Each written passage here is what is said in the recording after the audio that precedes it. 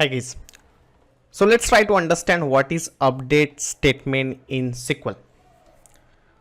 So update means basically something we need to update it.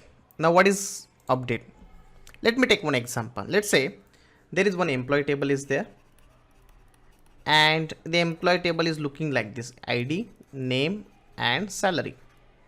Okay, so this is a salary column.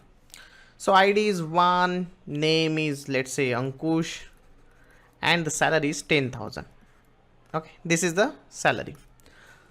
Now what happened, after some time the organization thought to give some increment to the Ankush in the salary. Okay, so they want to change the salary from 10,000 to 20,000. Okay, now how they will change it in the database level? Obviously they need to fire some update statement. So update is a SQL statement which will help you to change the record, to change the any record in the Oracle database or any database. Now what is the syntax? How you can change it? This is the syntax of your update statement. What is this? Update table name set. What column you want to update? I want to update, in this example I want to update salary column, where condition. So how will I write down this query? Let's try to understand. So if I want to change the salary of the employee ID 1, okay, so I'll write down the statement like this: update table name. What is the table name? Employee. Update table name set.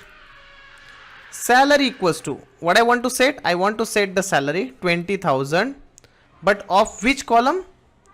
Where ID equals to 1. So for this row I want to change my salary from 10,000 to 20,000.